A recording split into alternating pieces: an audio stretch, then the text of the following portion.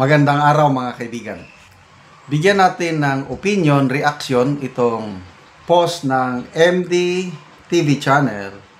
Pahayag ito ni Congressman Sandro Marcos laban kay Senator Robin Padilla. Sabi niya dito, bakit naman po ako susunod sa tawag ng isang senador na wala namang alam kung di makipagsuntukan? Grabe naman to eh. Kaya nga ako sa ICI nagpapaimbestiga dahil yan ang tamang ahensya na mag-imbestiga. Kaya nga binuo yan ng ating Pangulo. So, una kasi mayroong sulat itong si Sandro Marcos sa ICI na sige na, imbestigahan nyo na ako.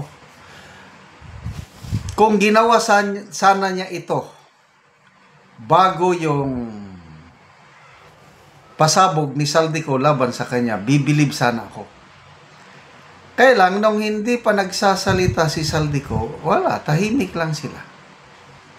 Na para bagang exempted ang Ilocos Norte sa pag-iimbestiga ng ICI.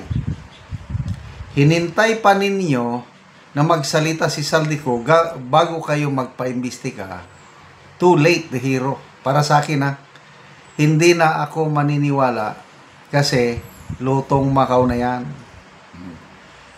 So nung sinabi nitong sumulat itong Sandro Marcos sa ICI na imbestigahan nyo ako, pumalag si Senator Robin Padilla na hindi maganda sa ICI.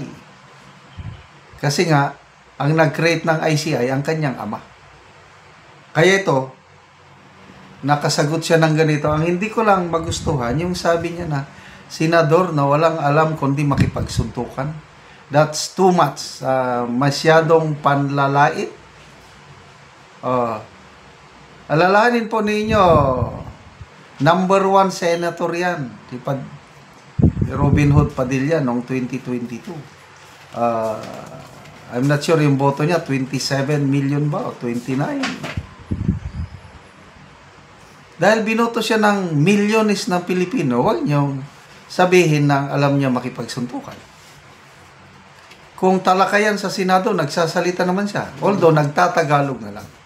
Mas maganda pa nga yung Tagalog kaysa yung nag-English. So, ano na yan? Sobra na ito. Ibig sabihin, napipikon na siya ng gusto.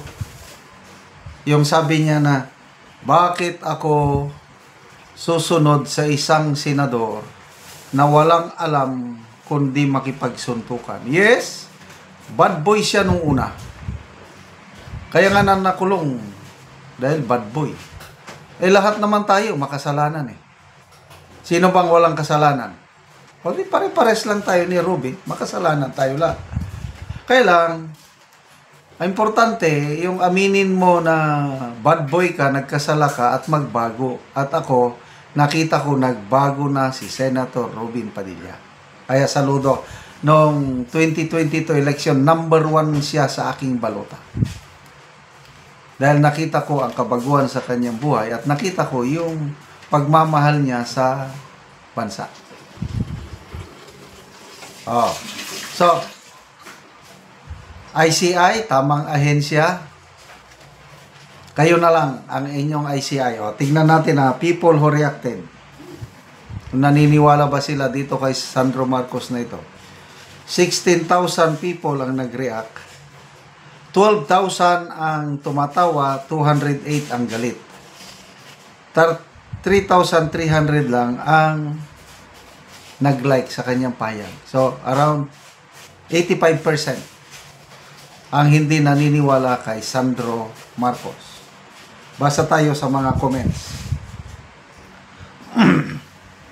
Eagle Costa, ICI, ililihis niyan. Marcos, hindi yan iimbestigahan. Camilo Estacio, ICI para i-protect ang mga Marcos allies. World's de la Calzada. Like father, like son talaga. Iwas pa mo. Mariel Heralde, said by a talking crocodile. Sunny Mendoza Jr., King Koy din talaga, mana-mana lang. Oh. Kaya nga, amahan, Marcos Sr., anak, Marcos Jr., apo, Ferdinand III, mana-mana lang. The West,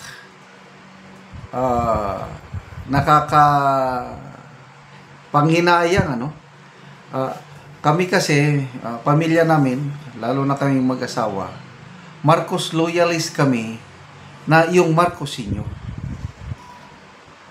Kaya sinuportahan namin itong Marcos Jr. na ito, una dahil kay BP Sara, at pangalawa dahil kay Marcos Sr. Kaya lang malayo siya sa kanyang ama. Wala sa kamingkingan, wala dito. Leadership, malala ko yung post ni Congressman Kiko Barsaga. Marami ang nagsasabi na corrupt at magnanakaw si Marcos Sr. Okay na lang, basta siya ay hindi addictos benedictos. Bulls ay talaga. Talamak, no? Ang grabing mga pasabog ngayon. Saldico na pasabog. Credible ba si Saldico? To me, yes. Dahil nagsalita siya bago siya kinasuhan. He has nothing to gain sa pagsasalita. So nakita ko lang kay Saldico, excuse me, total, gigipitin naman lang siya, wala na siyang pag-asa, para bang marka bahala na lang, idadamay ko kayo. Hindi siya santo, may kasalanan siya. Kaya lang, hindi siya yung pinaka-mastermind. Kaya ang sinasabi niya, mga kasama niya. Kaya, yung top 51 list of government officials na mga corrupt, ayos ako doon. Kasi sinama niya ang sarili niya, number 7 siya. Sino yung nasa ibabaw? Presidente, First Lady, Martin Araneta Marco, si dating Speaker Romualdez, Sandro Marcos nakasama dyan.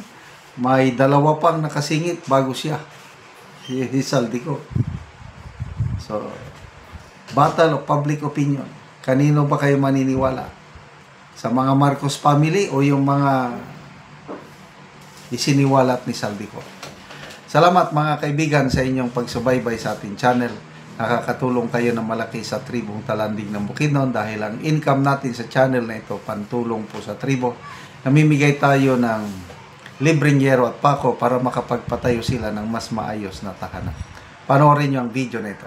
Huwag muna ni si Auntie ang matagaano gyero nga dako kayang pasalamat. Dako nang kay naabutang kay sen kuan. Salamat kayo dagpaayo sa among pagkuan. Huwag muna ni ang balay ni Auntie nga mga buslot na. Luag na gid kayo ang Salamat gid mi kay mailisan gid ni among atop kay wa tigid ni gato. Luoy na gid kayo silang Auntie So tungod sa kidugayon daga na kay mga buslot ang iyang balay.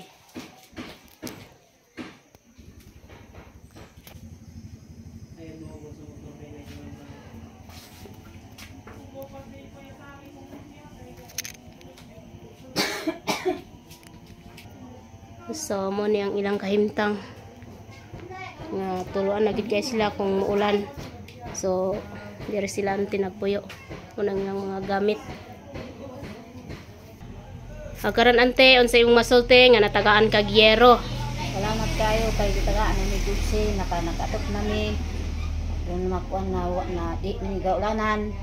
So madili na mo ulanan. So pila na dili ka tuig Ante ang imong balay? Nga katuig. Pila Ante? 20 katuig. So 20 na katuig. Naka-eskwela Ante? Na grade 8 og grade 6 So si ante na siya is mga estudyante. So pila na imong edad ante? 48 na ako. So 48 na. So nganong kuan man kanang ang inyong atop ante mga buslot naman kaayo. Tungod lang ni sa nadugay na bangasin. Tungod ni sa among kalisod nga kuan. So unsa gyud ay ang panganabuhian ante? Maestra. So maisra so mag-uuma lang mo. Marami. So si ante mag-uuma sila. So ang ilang kahimtang luin og lisod gid kaayo kayo mga buslot na kayo ang ilang yero. So Daghan salamat sa Ginoo sa nagtabang. sige ante, salamat pod.